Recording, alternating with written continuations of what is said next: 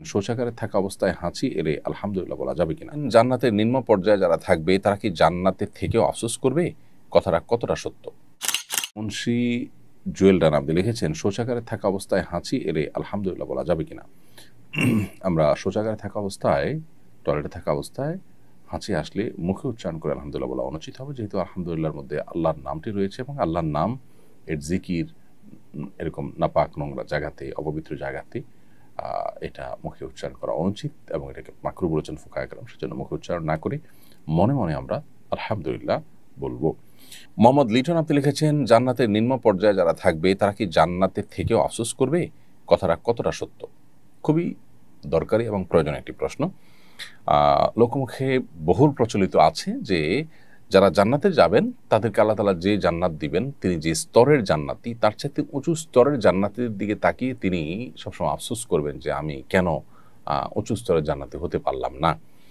এই লোকমুখে প্রচলিত কথাটি সঠিক নয় এবং কোরআন এবং হাদিসের কোথাও জান্নাতীদের এই জাতীয় কোনো আফসোস হবে এ মর্মে কোনো কথা কিন্তু বর্ণিত হয়নি। এরকম আফসোস নিয়ে যদি জান্নাতে থাকে তাহলে সেক্ষেত্রে জান্নাতের সুখটা তো দুঃখে পরিণত হবে এবং কষ্ট তাকে কুরে কুরে খাবে।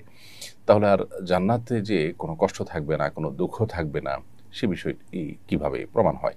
তাছাড়া কোনো হাদিসে এরকম কোনো আফসোসের কথা বলা হয়নি। এটা লোকমুখে প্রচলিত কথা শুধুমাত্র। অতএব জান্নাতীরা নিজের অবস্থান নিয়ে তার চাইতে উঁচু স্তরের জান্নাতের দিকে তাকিয়ে আফসোস করার কথাটা সঠিক নয়। তবে একটা হাদিস তাবরানীতে মুআয ইবনে জাবাল রাদিয়াল্লাহু আনহু থেকে বর্ণিত আছে যে নবী করিম সাল্লাল্লাহু আলাইহি ওয়াসাল্লাম বলেছেন, জান্নাতীরা একটা আফসোস করবে, সেটা হলো যে তার জীবদ্দশায় পৃথিবীতে থাকাকালীন সময়, বেঁচে থাকাকালীন সময়ে যে সময়গুলো আল্লাহর জিকির ছাড়া কেটেছে, সেই সময়গুলো নিয়ে তাদের আফসোস হবে কিছুটা। যদি সেই সময়গুলো আল্লাহর জিকিরে কাটাতে পারতাম, আল্লাহর স্মরণে কাটাতে পারতাম, নেক আমলের মধ্যে কাটাতে পারতাম, তাহলে আজ আরও বেশি আমি আল্লাহর কাছে সওয়াব এবং বিনিময় লাভ করতাম। তো এই যে আফসোস হবে, এই আফসোস বলতে শুধুমাত্র দুনিয়াতে আল্লাহর জিকিরের বাইরে থাকা সময়গুলো নিয়ে তাদের একটু আফসোস থাকবে, এটুকু এ হাদিস থেকে বোঝা যায়। যদিও এ হাদিসের সনদ নিয়ে ফুকায়ে কেরামের ভিন্নমত আছে, কেউ এটাকে সহিহ বলেছেন, কেউ সহিহ বলেননি।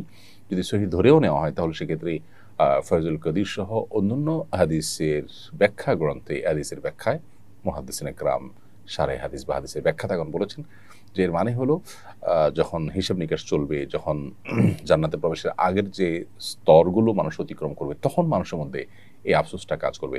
জান্নাতে প্রবেশের পর আর আসলে কোনো আফসোস দুঃখবোধ থাকবে না, কারণ দুঃখবোধ বা আফসোস থাকলে জান্নাতে যে নিরঙ্কুশ সুখ শান্তির কথা আল্লাহ তাআলা আমাদেরকে জানিয়েছেন সেটা কিভাবে বাস্তবায়িত হবে। বিধায় জান্নাতীদের মধ্যে কোনো আফসোস থাকবে না, এটি হলো সঠিক কথা।